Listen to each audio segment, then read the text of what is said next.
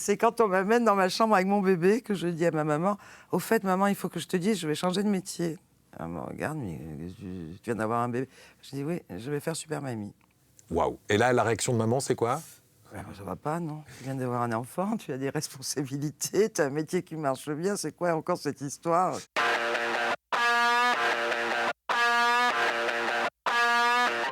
Notre invité cette semaine, c'est Fabienne Ollier.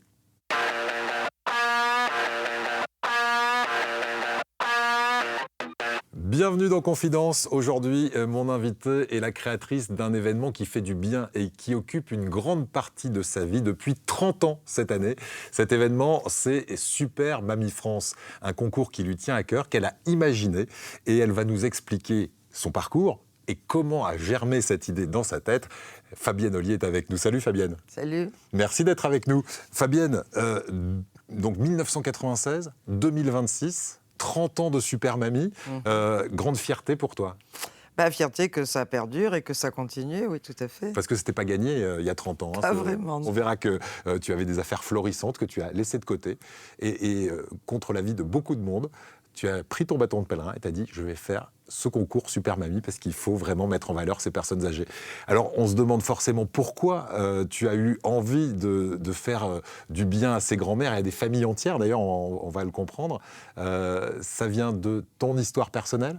Oui, j'ai eu la chance d'avoir 2 grands-mères exceptionnelles et qui m'ont bien sûr beaucoup marqué, mais quelque part, c'était dans mon inconscient puisque c'est venu carrément, oui, bien longtemps après où j'ai eu cette envie de mettre les grands-mères à l'honneur. Voilà. Tu avais quel genre de grand-mère, toi? On te voit en famille, là, sur ces photos. J'avais des grands-mères oui, complices, confidentes, et puis qui m'ont transmis plein de belles choses aussi. C'était quoi leur prénom? Marie et Maria. Qu'est-ce que tu faisais avec elles? C'était quoi les relations de petite fille que tu avais avec tes grands-mères? Alors, il y en a une qui prenait plaisir à me chouchouter, à m'habiller, voilà. Donc, on faisait les boutiques, on allait promener en forêt, parce que je suis née en Ardèche et qu'elles habitaient toutes les deux en Ardèche. Et puis l'autre, qui était plus une mamie, on va dire un peu rigolote, mais en même temps très bonne cuisinière et qui m'a qui a essayé de m'apprendre une super recette de chocolat chaud et que j'ai jamais goûté ailleurs. Tu l'as jamais retrouvée, ta Madeleine de Proust? Jamais, jamais. Alors, quand tu étais petite fille, tu les voyais très souvent, tes grands-mères, parce qu'il y a une raison à ça, c'est que tes parents se sont séparés. Tu étais très jeune, tu avais quel âge? Bon, j'avais 2-3 ans. Ouais. Ouais. Et du coup, elles ont été hyper attentives à la petite Fabienne? Eh bien oui, c'est la grand-mère paternelle me chouchoutait les week-ends où j'étais chez mon papa. Ouais. Et puis la grand-mère maternelle venait l'hiver me garder à Avignon, parce que j'habite à Avignon avec ma maman, et passait bien 2-3 mois l'hiver à me garder, oui, avec ma maman bien sûr, qui travaillait. Donc elle était avec nous. Même si tes parents se sont séparés, tu as gardé de super rapports et avec ta maman et avec ton papa. D'abord, quel genre de maman tu as eu, toi? Une maman qui savait ce qu'elle voulait, qui voulait avoir une fille parfaite dans sa tête et à son image. À son grande âme, car tu ne l'es pas.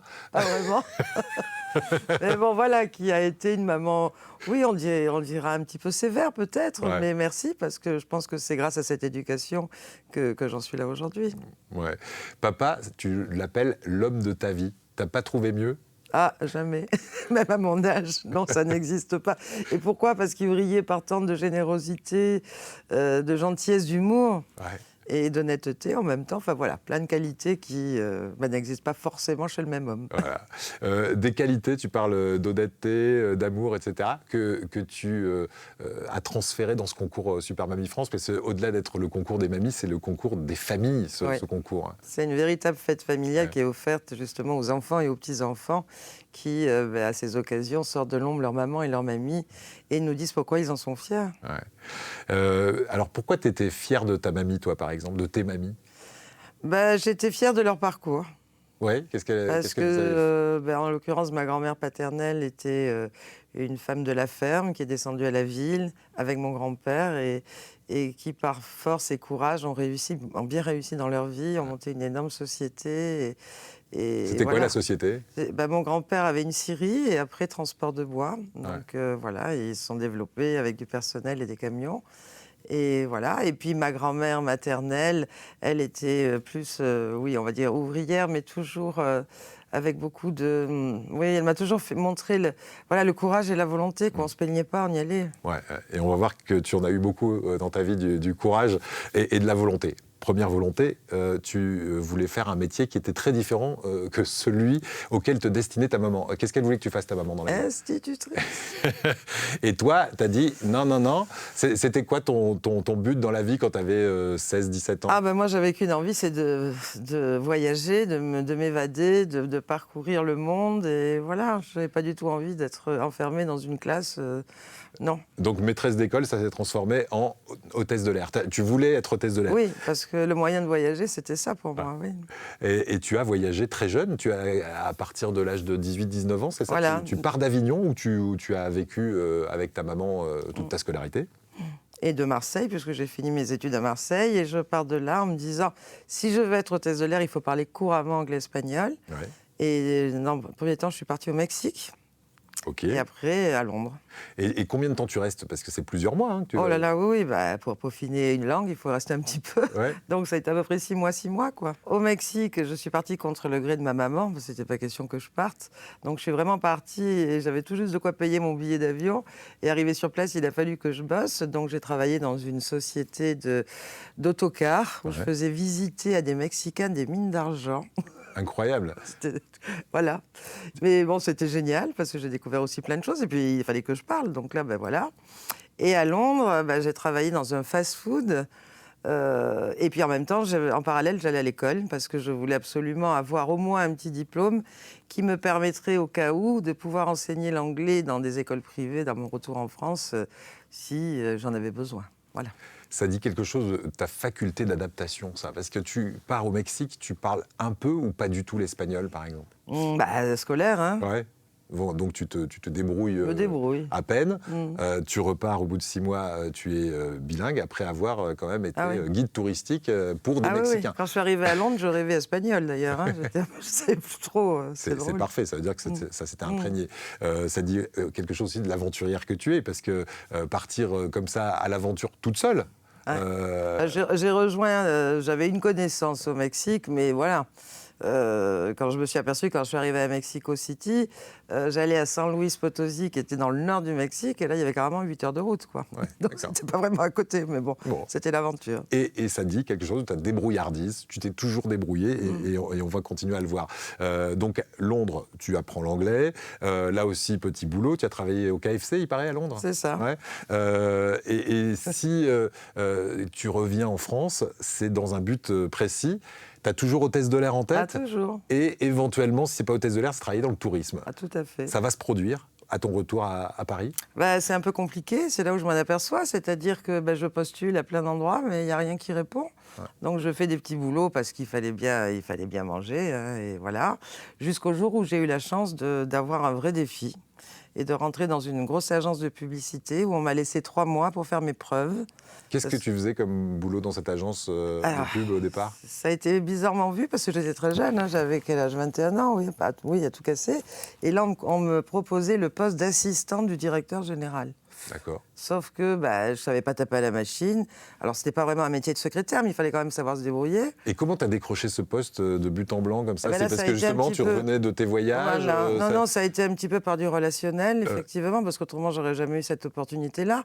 Mais en même temps, tout en étant du relationnel, il a fallu faire ses preuves pour me garder, quoi, parce que, voilà. Voilà, donc quand tu vas à Paris, c'est pas forcément pour faire des études, c'est pour travailler.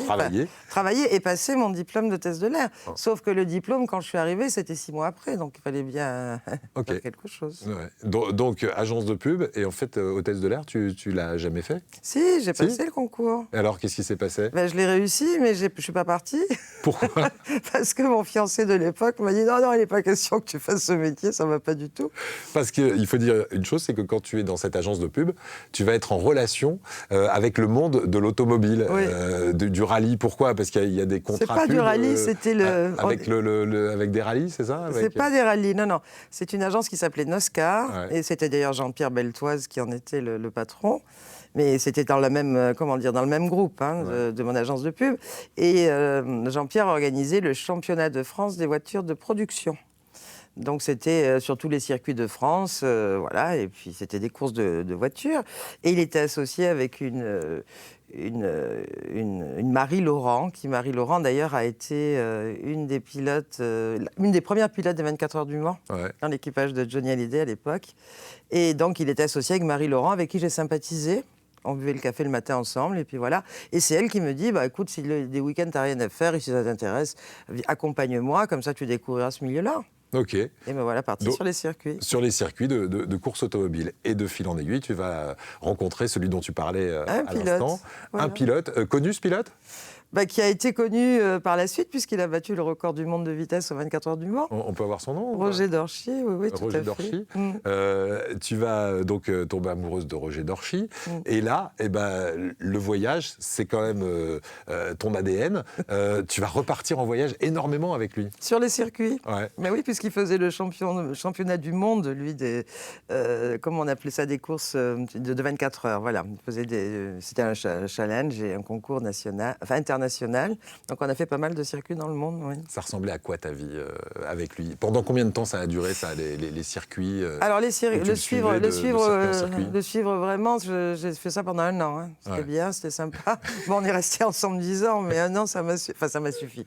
D'abord parce que c'est beaucoup de stress. Hein. Quand on a un conjoint pilote, il risque sa vie à tous les tours de circuit. Puis là, c'était de la vitesse, c'était pas... Voilà. Ok. Et, Donc toi, tu le suivais et lui, il aimait que tu sois à ses côtés oui. dans ces moments-là. Ouais. Et beaucoup de pilotes, d'ailleurs, avaient leur conjointe ou leur épouse qui les suivait. Parce que quand Ça les aide. c'est 24 heures, c'est long. Et en même temps, ça doit être une forme de réconfort pour eux. Et voilà. Ouais. Comment tu l'as vécu cette année? Parce que c'était de ville en ville, de pays en pays, toutes les semaines, tu changeais de pays? Quand la saison démarrait, oui, c'était au moins, c'était une fois toutes les semaines ou tous les 15 jours, ça dépendait. Ouais. Et donc ça a été une vie très intense de voyage. Ouais. Et l'hôtesse de l'air que tu voulais être, finalement, c'était pas son truc de voyager, juste pour voyager, mais sans travailler. Parce que tu avais cette valeur travail qui était importante chez toi. Oui, c'est pour ça que ça a duré qu'1 an, mon histoire d'accompagnatrice, de pilote. À un moment donné, je dis, mais non, moi, il faut que je me réalise. Et là, tu as envie de monter une boutique de prêt-à-porter. Oui. Comment tu as cette idée Quoi faire J'en habitais à Beauvais. Beauvais, c'est au nord de Paris. Donc, j'avais bien sûr, pour suivre le pilote, démissionné de mon agence de publicité. Et là, à Beauvais, que faire? Et je tournais, voilà. Et un jour, ça m'est venu. Je dis, tiens, je vais ouvrir une boutique de fringues. Pourquoi? Parce que ma maman a été commerçante également, déjà, ce côté commerce. Et en même temps, j'avais eu l'occasion d'être un peu plus près des fringues au travers de mon travail, puisqu'on avait la marque Arven à l'époque. Donc, j'avais assisté à des défilés de mode. Et j'ai eu aussi l'occasion, pour gagner un petit peu d'argent, de faire des défilés de mode. Voilà. Donc tu étais mannequin. Les fringues, voilà, j'étais mannequin occasionnel. Ouais. Je n'ai pas été top modèle, mais mannequin sur des salons, des choses comme ça. Donc voilà, les fringues, ça me disait quelque chose. Ouais. Comment il le prend, ton mari de l'époque, qui avait envie d'avoir sa compagne avec lui partout où il se déplaçait? Très mal. Et d'ailleurs, il m'a dit ce jour-là, mais si tu comptes ouvrir une boutique, mais tu sais qu'il faut quand même de l'argent pour ouvrir un magasin. D'abord, il y a un fonds de commerce à acheter, puis après, il faut du stock, etc. Et compte pas sur moi, parce que je t'aiderai pas et je me porterai pas caution. Déjà, il s'est dit, il connaissait bon.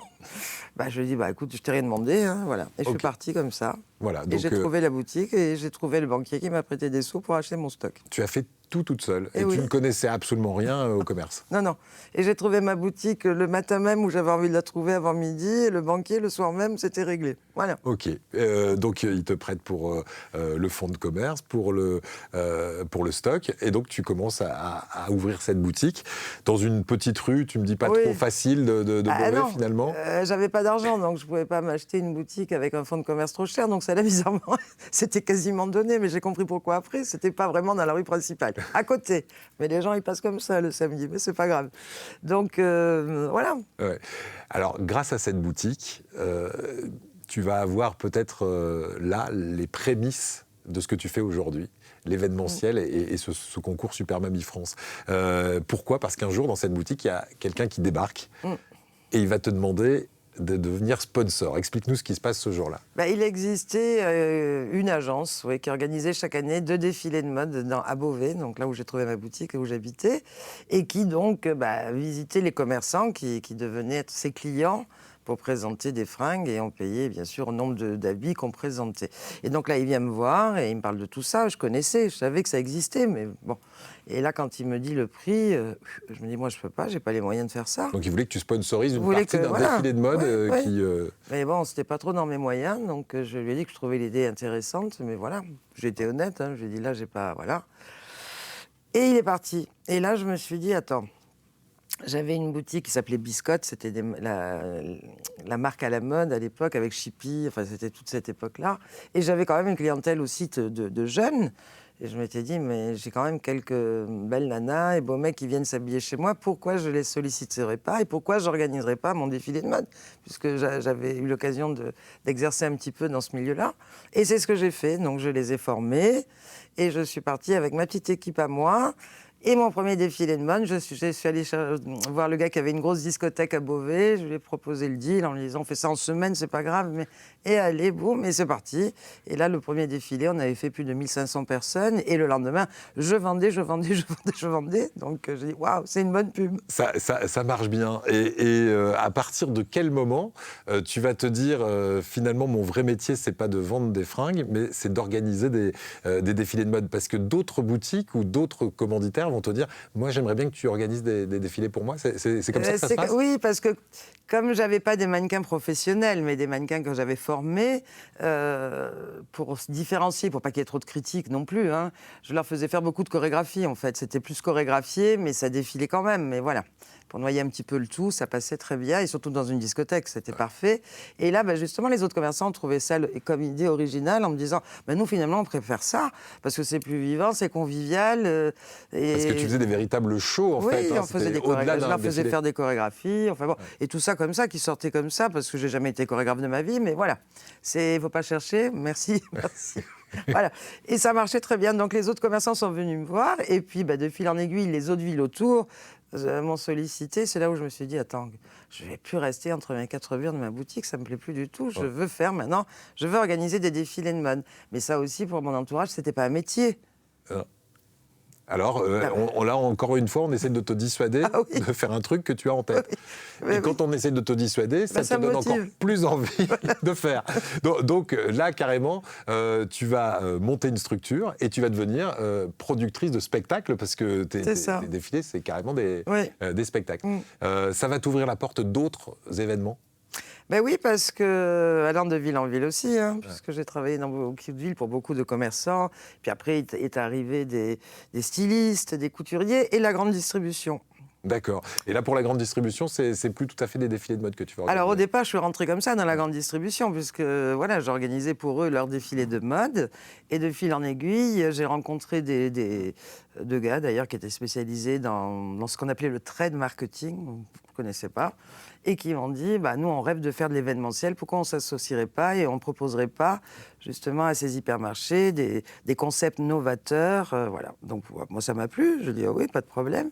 Et c'est parti comme ça, et donc, pendant 2 ans, j'ai travaillé avec eux, en créant, mais là, vraiment, c'est de la création, outre les défilés de mode, que je continuais, parce qu'il y avait toujours, mais de la création pure. Ouais. Par exemple, tu as fait des ateliers de cuisine avec Paul Bocuse? Oui, je ne sais pas comment ça m'a pris comme idée. Je me suis dit, parce qu'on me demandait de faire des ateliers avec des enfants de 6 à 12 ans. Et que faire aux enfants? Et j'ai pensé à la cuisine, je ne sais pas pourquoi d'ailleurs, enfin bref. Donc je suis allée rencontrer Paul Bocuse, parce qu'à l'époque, il avait une association qui s'appelait les TOC de France, ou un truc comme ça. Ouais. Et je lui parle de mon idée en disant, ça serait bien que ça ferait la promotion aussi de votre assos, puisqu'en fait, ça regroupait tous les grands chefs dans toutes les régions de France. Je lui dis, ça serait bien qu'on puisse faire quelque chose ensemble, et c'est ce qu'on a fait. Donc, on montait de véritables cuisines dans les hypermarchés, et tous les chefs étoilés de la région où je passais venaient pour donner des cours de cuisine à des jeunes. On est en quelle année, là? Oh là là. On est dans les années 90. T'en bouge pas, oui. Non, parce que ça veut dire que tu es précurseur avant Top Chef, avant toutes ces émissions de cuisine à la télé. Parce que oui, tu dis, je ne sais pas pourquoi j'y ai pensé à cette époque, on peut se dire, tiens, les émissions à la télé marchaient bien, donc elle l'a fait. Non, en fait, tu étais précurseur là-dessus. C'est drôle, mais tu vois.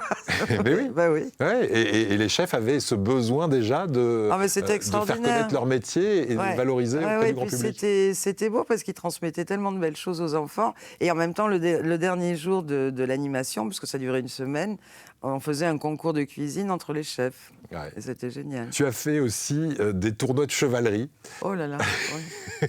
Ça ressemblait à quoi, ça ? J'avais vendu ça, c'était encore une idée en disant... Parce qu'il fallait proposer toutes sortes d'activités et d'événements.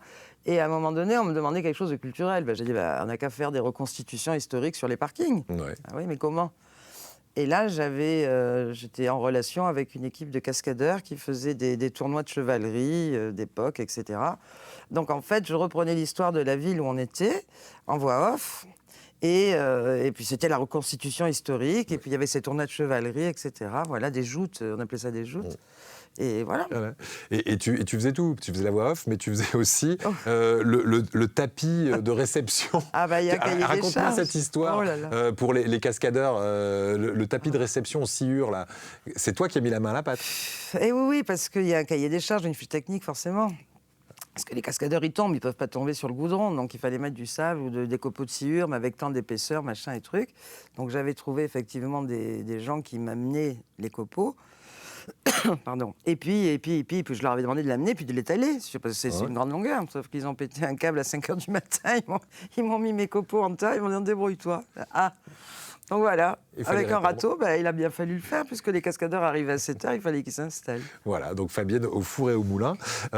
Autre chose, tu as amené dans le nord de la France un concept très sud, la feria et le taureau piscine. Tu as fait ça pendant quelques années aussi ? Oui, c'est un peu mes racines. Moi, j'ai vécu donc à Avignon, et puis j'allais tous les week-ends en Camargue, donc je montais à cheval, puis j'avais plein de potes gardiens, et j'ai participé d'ailleurs avec eux à des abrivades, enfin des choses comme ça. Et là, je me suis dit, tiens, c'est une idée originale à proposer aussi à la grande distrie. Donc, effectivement, j'ai repris mes contacts. Et hop, on montait les arènes, les vachettes, les chevaux, les gardiens. Et c'était quoi l'ambiance ? Parce qu'il y avait quoi, des centaines, des milliers de personnes qui il y avait beaucoup de monde. Oui. J'ai plein d'anecdotes. Genre, il fallait un jour, on me fait commander un groupe électrogène énorme parce qu'on faisait aussi on m'a piqué le groupe électrogène sur le parking. Enfin bon, des trucs de fou parce que dans le 9-3, des fois, c'est pour ça qu'on voit sur les grues, tu sais, les groupes, on se demande pourquoi. Oui. Quand c'est pour ça, ça se voit très bien, les groupes électrogènes. Les groupes électrogènes se sont mis en suspension. Mais c'est ce que m'ont dit les gendarmes quand je les portais plainte, en me disant, mais regardez, le soir, en passant, vous comprendrez mieux. Bon, voilà. Donc ça a été des anecdotes. Et puis en plus, après, il y avait le taureau piscine, et puis il y avait les jeux tauromachiques, sauf que là-haut, à Soissons, par exemple, ils ne connaissaient pas vraiment. Donc je dis au directeur du magasin, mais c'est pas compliqué, vous prenez deux mecs de la boucherie contre 2 mecs de l'alimentation, et puis voilà, c'est rigolo, et on les met sur des tonneaux, faut pas qu'ils bougent, la vachette arrive, s'ils bougent pas, ils risquent rien. Ok, donc tu faisais un peu Interville, quoi. Aussi. Sauf que là, les pauvres, ils bougeaient tous. Donc quand je suis arrivée le soir, pour voir si tout se passait bien, ils étaient un peu tous amochés. Pas grave, hein, mais voilà. Et là, quand ils m'ont vu arriver sur le parking pomponné, parce que le soir, en plus, il y avait la soirée paella pour 400 personnes qu'on faisait aussi, cuire au feu de bois sur le parking, enfin tout ça. Ouais. Là, ils se sont un peu vengés, ils m'ont attrapé et boum, ils m'ont mis dans la piscine avec le taureau, avec la vachette. Ouais, tout apprêté. Ouais. Bon, voilà, ça c'est un petit retour de bâton sympathique. C'est bien, non, c'était pas méchant, et puis voilà, j'en suis pas morte. Donc tu vas faire ça entre les défilés de mode et ces tournois, ces ateliers culinaires pendant 10-12 ans. Et puis il y a une chose qui va arriver dans ta vie, c'est parce que tu as aussi une vie privée entre toutes ces organisations, parce que ça te prend un temps fou. Ça prend quoi, 80% de ta vie Oui, ça continue à le prendre. Ouais. Oui, pour moi, ma vie, c'est ça. C'est ça, c'est le travail, l'organisation. On est en 1993, et là, il va y avoir un bel événement. Et oui. Naissance de ton fils. Je deviens maman.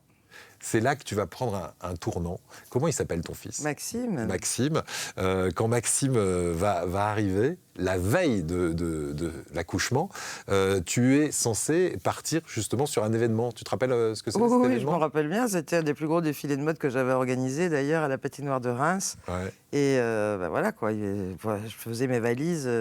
Oui, le gynéco m'avait dit que j'accoucherais le 28 septembre et l'événement était le 28, mais j'avais pas tilté dans ma tête. Et le 27, je faisais mes valises pour partir, forcément. Bourreau de travail, donc enceinte jusqu'aux yeux, tu Jusqu'au dernier t'apprêtes... moment, j'ai travaillé. C'est pas une maladie d'être enceinte, enfin, Non, pour moi en tous les cas. c'est pas le cas. Et donc tu t'apprêtes à partir sur cet événement, sauf que le papa de Maxime, il n'était pas d'accord ce jour-là. Non, et puis il me connaissait, donc il est arrivé juste au moment où il fallait. Quand il m'avait avec ma valise, il m'a dit tu vas où ? J'ai dit je pars à Reims. Il m'a dit tu restes là. Voilà, c'était difficile de te convaincre ou quand même là, Oui, parce que j'ai râlé un petit peu au départ. Je ne comprenais pas en disant mais attends, tout va bien. C'est pas un prophète. Hein. Le gynéco a dit le 28, ça peut être le 29, le 30. Non, tu restes là. Et il a bien fait. Il a bien fait. Il a bien fait parce que tu vas accoucher le lendemain. Mais dans l'intervalle, c'est là que va germer l'idée de Super Mamie France. Explique-nous ce qui se passe ce jour-là quand tu es contrainte par ton mari, et il a bien fait encore une fois, de rester à la maison parce que tu vas accoucher le lendemain. Eh bien, qu'est-ce qui se passe ? Je vois partir mon camion avec mes techniciens, mon matériel, enfin tout, et je suis là impuissante et je me mets à pleurer en me disant mais comment ça va se passer ? Parce que j'avais jamais organisé quelque chose sans que j'y sois. Et voilà. Bon, t'as du mal à lâcher prise, hein, j'ai l'impression, hein, sur les choses que tu organises. Il faut que tu... Ah oui. T'es hyper contrôlante. Non. C'est le goût du travail bien fait. Alors je dis pas que je suis parfaite, loin de là. Mais les clients me faisant confiance, je me devais de... Voilà. Et si j'étais là, même si j'étais pas parfaite, j'ai reconnu, hein, j'ai appris aussi de mes défauts et de petits travers, mais au moins c'était ma responsabilité, pas celle des autres. Voilà. Ça, ce jour-là, tu as délégué. J'imagine que les commanditaires ont compris qu'il y avait une bonne raison pour laquelle oui, tu puis n'étais pas ça s'est très bien passé en même temps. Hein. Mais sauf que moi, j'étais punie, voilà. Et c'était un samedi, je me rappellerai toujours. Le défilé était le dimanche. Et je me suis retrouvée toute seule dans mon salon, dans mon grand salon devant ma télé. Et c'était 13h, je crois. Voilà, donc j'ai mis le JT, machin et trucs. Et après, émission reportage. Je savais même pas que ça existait. Hein. Je n'avais jamais eu l'occasion de regarder ces émissions-là. Et là, le sujet, c'est Miss Senior America. Et là, ça me scotche, ça me cloue et ça m'occupe. Parce qu'à l'époque, il n'y avait qu'un reportage dans cette émission. Maintenant, il y en a plusieurs, mais avant, c'était un grand reportage. Donc, je suis clouée devant ma télé pendant au moins 3/4 d'heure. Ça durait, ouais. Qu'est-ce qui va te plaire dans ce reportage sur Miss Senior America, donc l'équivalent de Super Mamie France L'équivalent sans lettres, parce que c'était très américain. Mamie tracée paillettes, très artiste et pro, hein, bien. Ce qui m'a plu, et c'est ce que j'ai dû retenir, c'est effectivement de voir ces femmes qui étaient, alors des grands-mères ou pas d'ailleurs, peu importe, mais qui étaient des seniors et qui étaient resplendissantes, qui étaient belles, pour moi, ça m'a... Oui, j'étais jeune, hein, j'avais 33 ans, et pour moi, c'était une bouffée d'oxygène en me disant, finalement, voilà, quoi, c'est pas grave de vieillir, regarde, elles sont bien, ces mamies, elles prennent leurs pieds, elles sont contentes, elles sont belles. Ça donnait une autre image de la personne âgée, où dans les années 90, on avait encore l'image de la mémé avec le chignon gris, voilà, qui était un petit peu... en fin de vie, quoi. Ouais. Ringarde, on peut le dire. Oui, la vieille mamie, quoi. Ouais. Donc tu vois ce reportage, et là, tu as un déclic. Mais qui est inconscient. Ouais. Je regarde jusqu'au bout, et voilà, donc ça me plaît, puisque je le finis, machin. Après, je tourne en rond toute la journée, arrive le soir, et là, crac, contraction, boum, maternité, et le lendemain, j'accouche, donc le 28 précisément. Et c'est quand on m'amène dans ma chambre avec mon bébé que je dis à ma maman, au fait, maman, il faut que je te dise, je vais changer de métier. Elle me regarde, mais tu viens d'avoir un bébé. Je dis, oui, je vais faire Super Mamie. Waouh. Et là, la réaction de maman, c'est quoi ? Ça va pas, non. Tu viens d'avoir un enfant, tu as des responsabilités, tu as un métier qui marche bien, c'est quoi encore cette histoire ? Oui, parce qu'il faut dire que le métier que tu le faisais avec le papa de Maxime à l'époque. Enfin, en tout cas, non, tu le faisais de ton côté. Lui avait aussi une très bonne situation. Mais ça rapportait beaucoup d'argent. Ah bah C'est-à-dire que oui, tu c'était lucratif. vivais dans l'opulence, quoi. Ah bah, dans l'opulence, oui, enfin, ça allait bien, quoi. Oui. Je gagnais très bien ma vie, c'est sûr. Voilà. Voilà. Et avec Super Mamie, on va voir que c'est pas ce que tu as visé, parce que tu as gagné beaucoup moins de ta vie, et tu as même mangé des pâtes à certains moments, tu me disais. Oui. Donc là, ta maman est un peu paniquée. Ton mari, il le prend comment, lui? Bah, au départ, il doit se dire, elle a un choc psychologique, c'est peut-être le fait d'avoir mis son enfant au monde, ça l'a... Bon. Et après, il m'a posé plein de questions en me disant, mais c'est quoi ton truc, qu'est-ce que c'est, mais tu as Voilà, et puis il a jamais, maintenant il comprend, mais à l'époque, il a jamais trop compris l'histoire, quoi. Voilà. Et quand tu prends la vie générale, on te sort des arguments, comme je disais tout à l'heure, c'est ringard, Oui. c'est des vieux, etc. Ouais. Et toi, tu es à l'antithèse de ça, parce que tu ne les vois pas comme ça, les personnes âgées. Ouais, D'ailleurs, il faut que je te pose la question, c'est quoi une personne âgée pour toi? Ben moi, j'aime pas le mot âgé déjà, parce que je trouve, d'ailleurs on le voit au niveau du concours, et je le prouve de par la sélection des mamies. J'ai des mamies. Cette année, en finale, j'avais 2 mamies de 90 ans, une qui fait le grand écart et l'autre qui a fait l'ascension du mont Vernis, là-bas, le mont Boiron, je crois. Le mont Boron. Boron, pardon. Voilà, non-stop, et qui a ouvert et qui a sabré le champagne en haut. Donc, âgé, l'âge, pour moi, il n'y a pas... C'est pas... Oui, et puis il y a des grands-mères qui ont ça. 50 ans. Et j'ai des Aujourd'hui, grand-mères c'est de jeune. 50 ans Voilà. aussi qui sont jeunes et qui parfois sont beaucoup moins alertes ou dynamiques que les mamies plus âgées. Pour moi, âgé, c'est pas le mot. Ce qui me sensibilise le plus, justement, c'est de mettre à l'honneur ces femmes qui ont parfois des parcours méritoires ou qui sont des exemples et dont on ne parle pas, quoi, tout simplement. Tu parles de ce projet et tu en parles notamment à des contacts que tu as dans la presse. Et il y a Femme Actuelle qui va t'aider la première année en 96, en fait 95 pour lancer la première année qui est 96. Qu'est-ce qui se passe avec Femme Actuelle ? Eh bien, je les contacte. Alors, quand tu dis, je connaissais pas du tout ce monde de la presse. Moi, je me suis improvisée attachée de presse aussi parce qu'il fallait tout faire. Ça démarrait, j'étais toute seule. Hein. Et donc, je fais des relations presse et je tombe sur Femme Actuelle et qui me dit, oh, mais vous savez, les magazines, on boucle 2 mois avant. Ah, j'ai dit oui, mais moi, c'est maintenant. Machin. Alors, elle, très gentiment, parce que je lui explique mon idée, elle trouve ça génial. Elle me dit, bon, allez, je vais vous faire 4-5 petites lignes avec une photo, c'est mieux que rien. Et l'article paraît, et là, dans la semaine, 700 candidatures sont tombées. 700 candidatures avec un article de quelques lignes dans Femme Actuelle. Voilà, et pas que ça. Grâce à ça, donc Laurent Cabrol me téléphone parce qu'il était à l'époque, il avait une émission sur Europe 1, donc il me reçoit. Et ça a fait boule de neige. Suite à Laurent Cabrol, et bien après est arrivé Pierre Bonte, mon ami Pierre Bonte, pour Envoyé spécial. Et puis après TF1. Mais bon, je crois que ça fait partie de la suite. Mais c'est la suite, justement, parce que quand la presse commence à s'intéresser à toi, que les 700 candidatures tombent, ça va faire effectivement écho dans les 2 premières chaînes françaises. D'abord Pierre Bonte, effectivement, tu le disais, qui travaillait à Envoyé spécial à l'époque. Comment il te contacte, lui ? Pierre Bonte me contacte parce que je crois qu'il était pote avec Laurent Cabrol.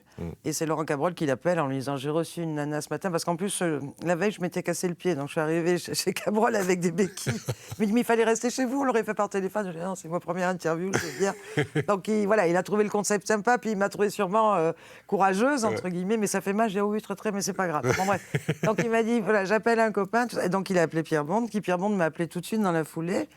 Et que je connaissais pas, enfin je connaissais de nom, mais c'est tout, et qui m'a proposé un déjeuner pour qu'on parle du concept, parce qu'il trouvait ça génial et tout, et voilà. Donc je suis partie avec mes béquilles, on m'a accompagnée, parce que je ne pouvais pas conduire, on a déjeuné, et il me dit, je prends, on va faire un sujet pour Envoyé spécial, etc. Et moi, ravie, donc je repars de ce rendez-vous, j'arrive au bureau, et le même jour, en fin d'après-midi, Henri Chambon, TF1 Reportage, qu'appelle. Reportage, c'est le magazine dans lequel tu avais vu les Miss Senior Américains. Donc TF1. Et là, je ne comprends pas, je me dis, c'est bizarre, ce matin Pierre Bonte, c'est la France 2, maintenant c'est TF1. Ouais.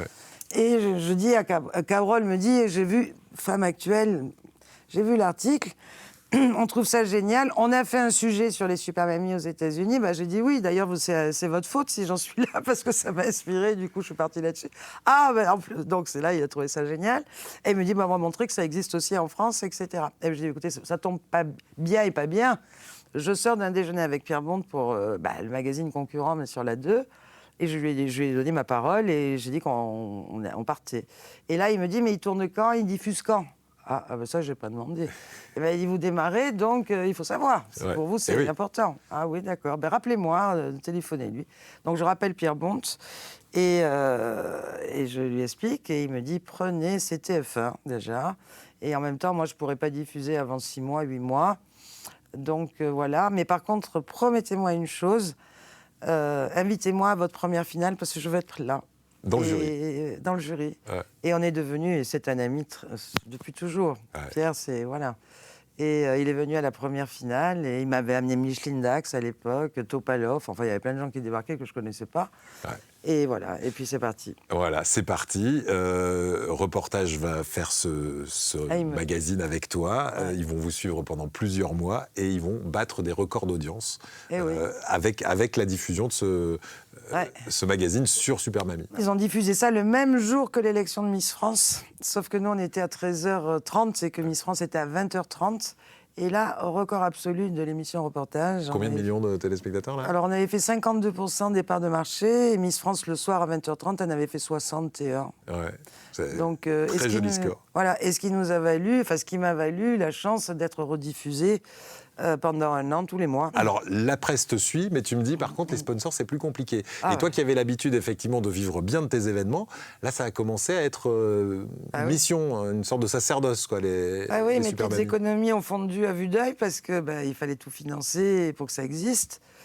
Et c'est toi qui donc investissais à chaque fois pour l'organisation des sélections et des spectacles, etc. Et oui, j'arrivais à trouver des lieux gratuits où je pouvais faire mon élection, mais bon, après tout le reste, effectivement, il fallait le payer. Ça coûte cher d'organiser un Super Mamie? Oui, enfin ça coûte cher, ça dépend comment on y va. Hein. Si je prends un artiste ou deux, il fallait que... Voilà. Ouais. Donc il fallait régler, donc tu le fais sur tes deniers personnels. Pourquoi tu fais ça? Parce qu'on peut se dire, quand même, il faut qu'elle en vive, etc.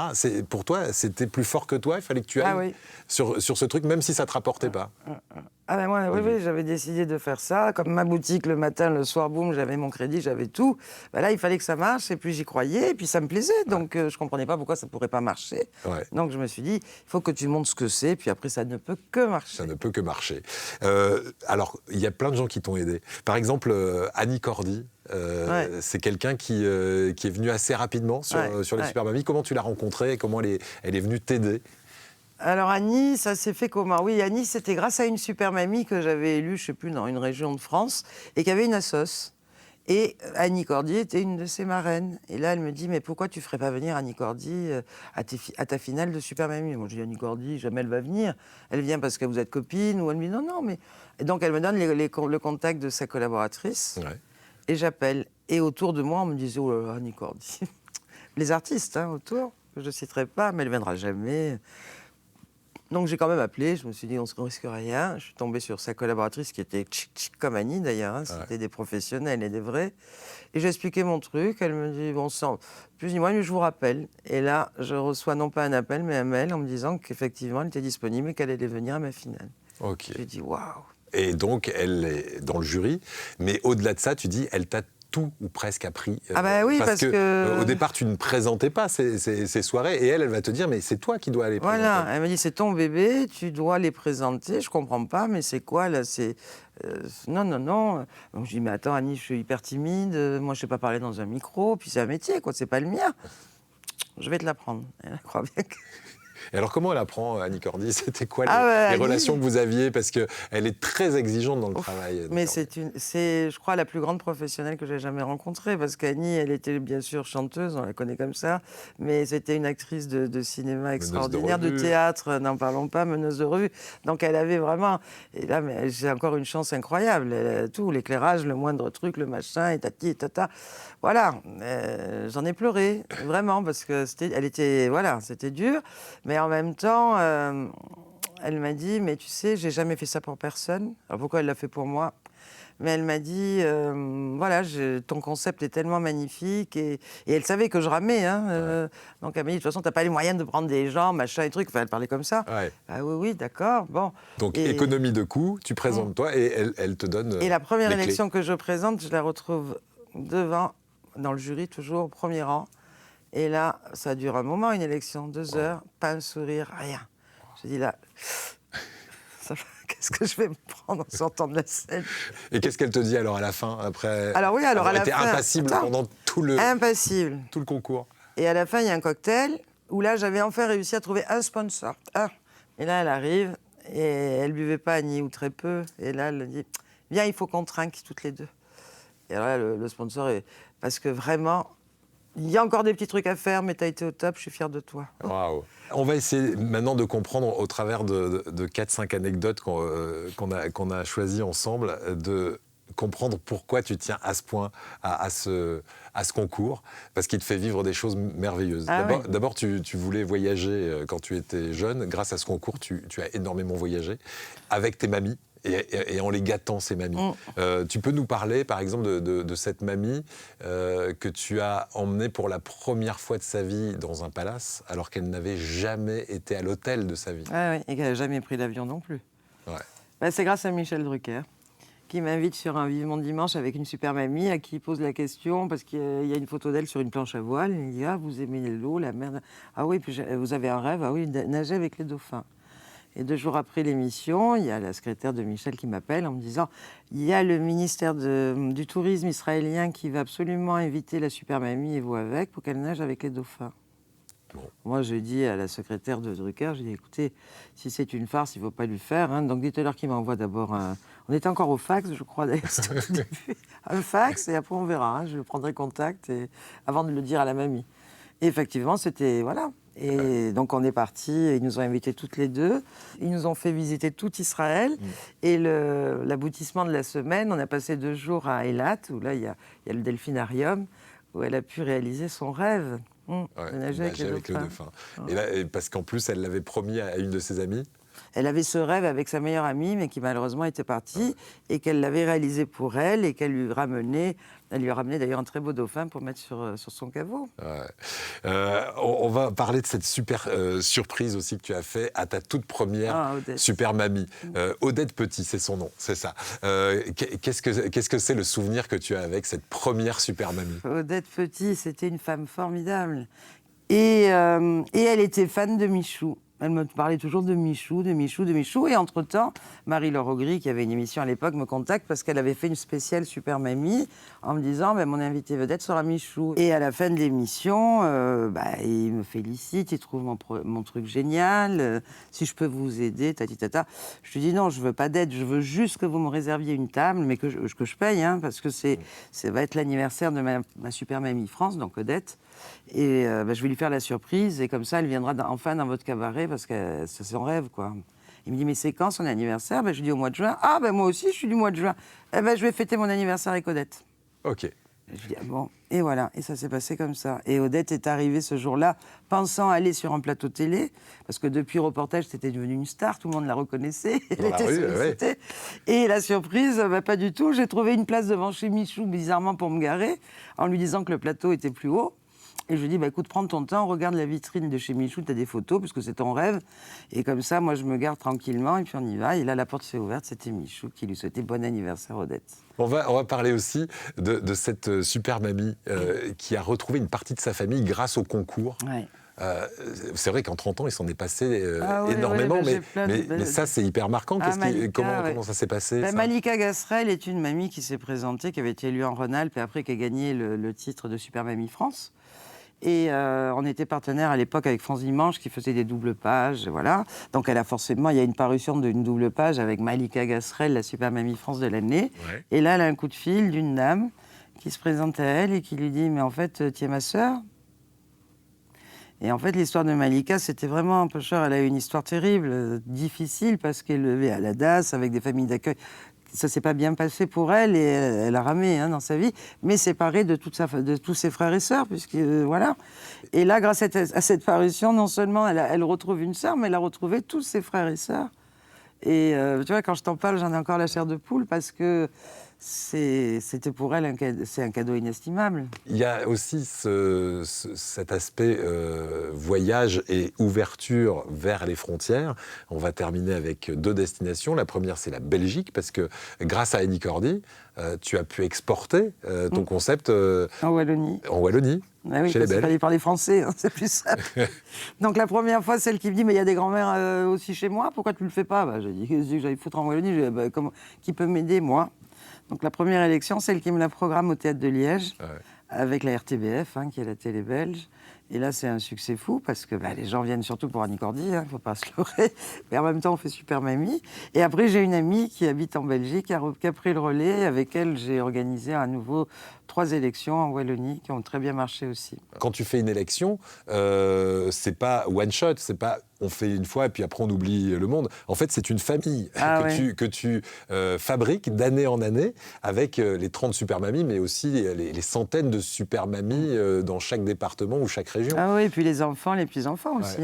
Et pendant le Covid, qu'est-ce que tu as fait pour animer un peu tout ce monde? Quand cette nouvelle est arrivée, c'était une catastrophe, parce que je l'ai appris comme tout le monde à la télé, en me disant quoi, bon. Et puis j'ai pensé non seulement à moi, parce que je me suis dit, mais qu'est-ce que je vais foutre toute la journée enfermée, mais aussi à plein de mamies que je connais qui sont seules, et voilà. Et je me suis dit, attends, il faut qu'on fasse un truc ensemble, il ne faut pas qu'on se perde de vue, et puis il faut qu'on s'occupe. Donc oui, je leur préparais un direct par jour qui durait 1 heure. Où là, on pouvait bien sûr communiquer en direct. Et en même temps, chaque direct était suivi d'un défi à leur faire réaliser. Okay. Donc ça les occupait parce que je leur faisais faire des trucs fous. D'ailleurs, on a fait... Qu'est-ce que tu as fait comme truc fou, tiens? Je les faisais déguiser, je leur ai inventé des recettes de shampoing choucroute, enfin n'importe quoi. Mais il fallait que ça soit fou et débile. Et je leur demandais qu'elles se filment. D'accord. Il fallait qu'elle se filme. Du coup, elle m'envoyait les vidéos le soir. Ma collaboratrice Céline, qui était elle confinée chez elle, et toute seule aussi, s'occupait de sélectionner quelques vidéos les plus rigolotes. Et ça veut dire que sur le mur Facebook Super Mamie, toute la journée, mis à part le direct, on diffusait des trucs rigolos, quoi. Voilà. Et c'était tous les jours, et ça a duré je ne sais pas combien de temps le confinement, mais ça dure un moment. Et donc tous les jours, il y avait des animations. Tous les jours, il y avait un défi à relever, et voilà. Et voilà, donc tu t'es pas ennuyé avec ta collaboratrice, rappelle-nous son prénom. Céline, qui est très précieuse aussi dans l'organisation. Bien sûr. Avant de se quitter, pour ceux et celles qui nous regardent là en ce moment et qui se disent, tiens, moi j'ai une super grand-mère, ou je suis grand-mère et j'ai peut-être envie, comment est-ce qu'on fait pour être sélectionné en tant que super mamie? Alors déjà, le principe, il faut le dire, parce que ça peut arrêter des fois des gens, c'est gratuit. C'est-à-dire qu'on ne paye pas pour s'inscrire à un concours. Il faut juste nous contacter. Alors les critères, il n'y a pas de critères d'âge, puisqu'on a des grands-mères de 50 ou même 45 des fois et plus. L'idée, c'est d'être dynamique, bien sûr très investi dans sa vie familiale, mais aussi avoir, de par son dynamisme, cette envie de donner aux autres.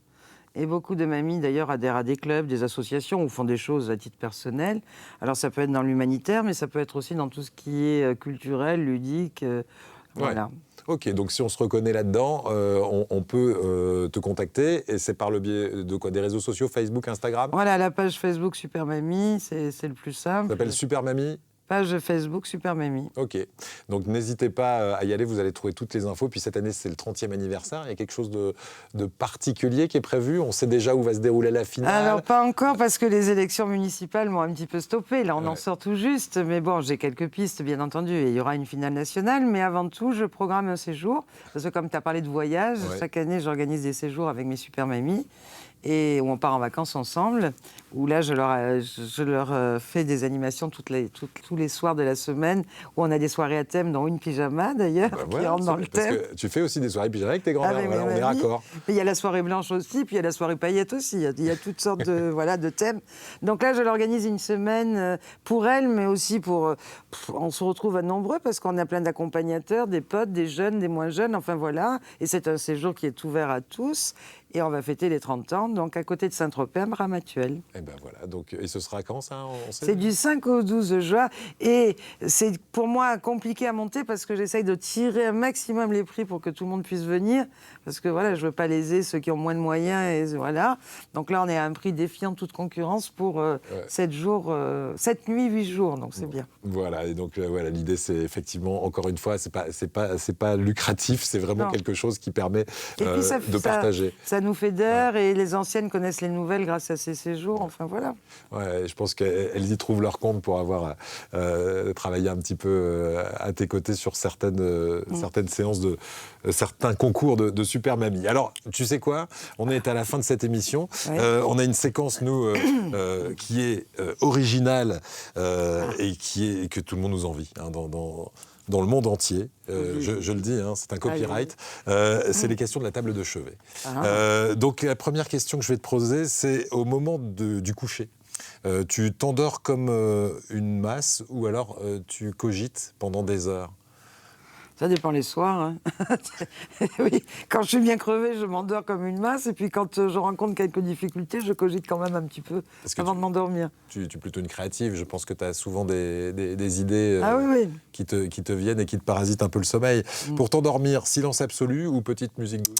Je m'endors toujours avec la télé. Ah oui. Devant les infos. Ok. Je n'ai pas le temps de lire le journal, donc c'est le soir. Dormir pour toi, indispensable ou perte de temps? Ah non, c'est indispensable. Ouais. Faut récupérer quand même. Grosse dormeuse? Oui. Ouais. Ah oui. Genre 8 heures Oui, ça me va minimum. bien. Ok.